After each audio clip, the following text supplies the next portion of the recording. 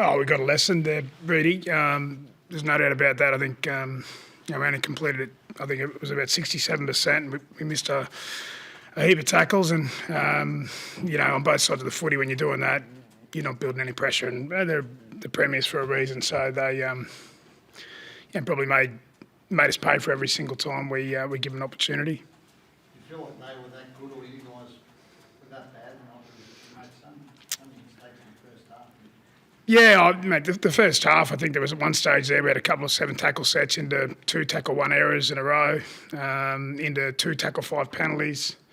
So, I talk about building pressure all the time on both sides of the footy. So, as you said, Reedy, we didn't put any fatigue or put any pressure on the Roosters. But to be fair, they were outstanding tonight. I think, like I said, they're a good side, and they made us pay for every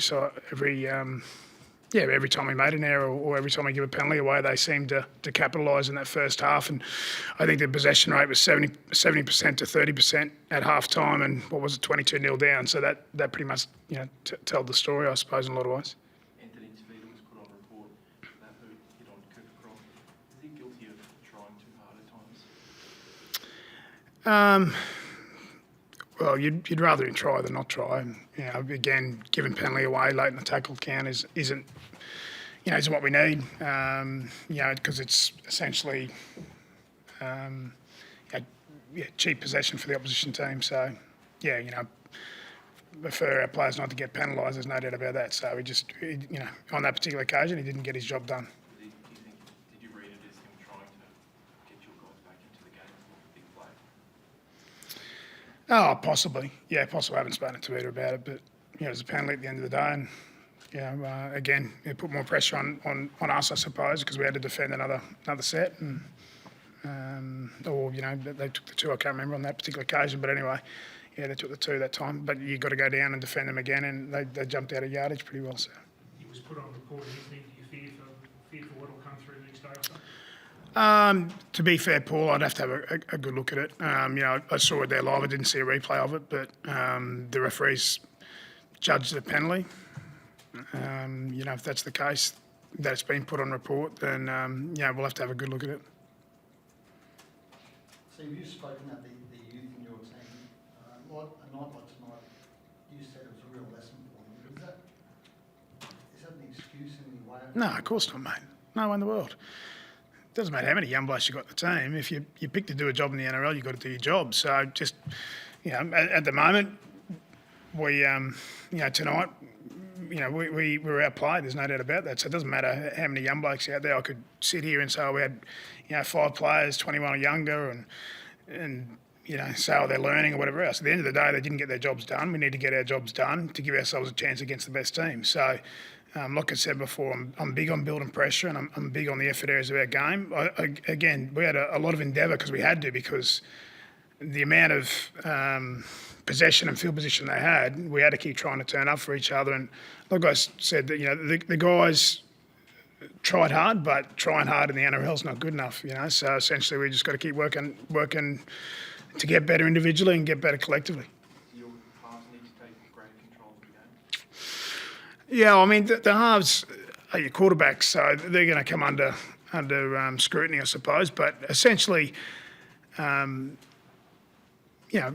Roosters ran harder than us, and they defended more aggressively than us. If I can say it like that, I thought that the Roosters forward pack, Miss and Hargraves, did the job on our forward pack. And when we're not building pressure and we're going backwards, then your halves aren't going to be in a position to I suppose, capitalise and score points or build pressure. Those chances you did have in the second half, though, yeah, to be fair, the Roosters come up with some fantastic scramble defence there. I think Katoni made a line break there at one stage.